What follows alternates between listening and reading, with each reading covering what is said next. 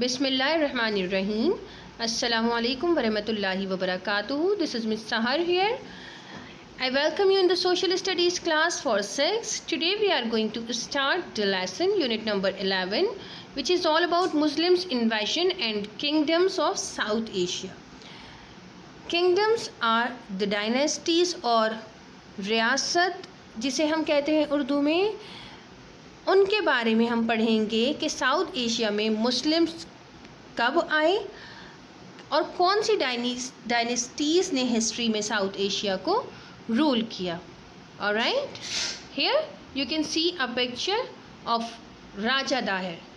He was a ruler of Sindh. He was basically a Hindu ब्राह्मण.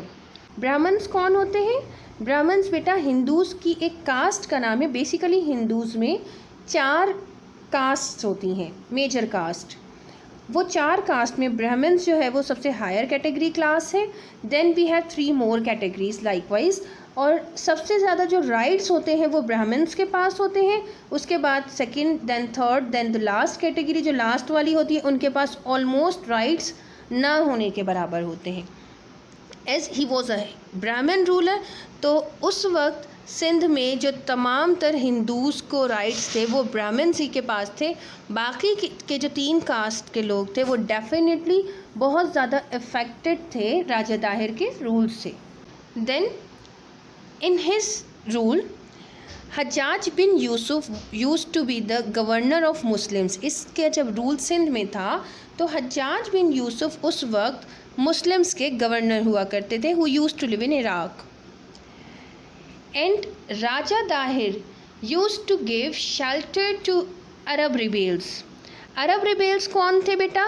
जो actually Arab Muslims के against थे, उनको राजा दाहिर शेल्टर दिया करता था. तो हज्जाज बिन यूसुफ ने डेफिनेटली राजा दाहिर को एक मैसेज दिया कि आप इनको शेल्टर देना छोड़ दें. तो राजा दाहिर ने उस वक्त रिफ्यूज़ कर दिया.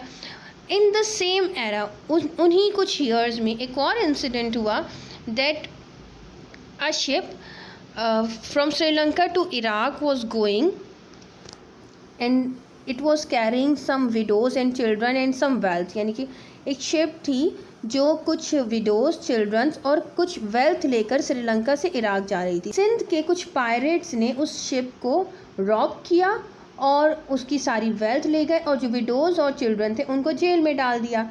तो डेफिनेटली फिर वहाँ से एक विडो ने हज्जाज बिन यूसुफ को एक लेटर लिखा, एक ख़त लिखा जिस पे हज्जाज बिन यूसुफ ने एक्शन लिया और उसने राजा दाहिर को मैसेज किया कि आप इन पायरेट्स के अगेंस्ट एक्शन लें और तमाम विडोज़ और चिल्ड्रंस को रिलीज़ कर दें. But what Raja Dahir did that time, he once again refused Hajjaj bin Yusuf, and even he said कि अगर आप खुद आके ले जा सकते हैं तो ले जाएं उनको. So after that Hajjaj bin Yusuf sent an army under his young nephew who is called Muhammad bin Qasim. Muhammad bin Qasim, he was the army general of Hajjaj bin Yusuf. Hajjaj bin Yusuf के army के general थे. He attacked Raja Dahir in Sindh. He fought bravely with his army and finally he conquered Sindh. Raja Dahir को इन्होंने defeat किया और सिंध को conquered किया. At that time he was only 17 years old.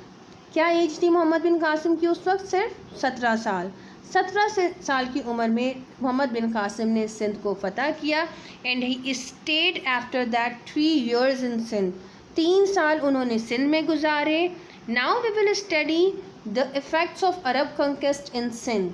जब अरब ने सिंध को फतह किया उसके बाद सिंध में क्या असरात आए, क्या इफ़ेक्ट्स आए. सो नंबर 1 इन विच सबसे पहले तो Mohammed bin Qasim was a kind and efficient governor. वो वहाँ के लोगों के साथ बहुत ज़्यादा काइंड एंड हम्बल थे. He introduced Islam as faith in India. Islam को इंट्रोड्यूस करवाने वाले साउथ एशिया में या सिंध में वो कौन थे? मोहम्मद बिन कासिम थे. ही treated people with Islamic justice and equality. उन्होंने लोगों को इस्लामिक जस्टिस और इक्वालिटी के साथ ट्रीट किया, तो definitely he became famous amongst the common people of Sindh. He also gave religious freedom to all the Hindus. जितनी भी कास्ट के लोग थे, ब्राह्मण से लेकर तमाम कास्ट हिंदूज की जो थी, उन तमाम को रिलीजियस फ्रीडम दी, मजहबी आज़ादी दी कि वो अपने मुल्क में रहकर अपने रिलीजन को जिस तरह चाहे प्रैक्टिस कर सकते हैं. So these were the benefits which were received by the people of Sindh after the Arab conquest in Sindh. After that we will study some events in the next topic. It's time for the homework assignment. You have to read unit number 11, page number 78 to 80, and you have to do question number 1 and 2 in your copy. Thank you so much. Allah Hafiz.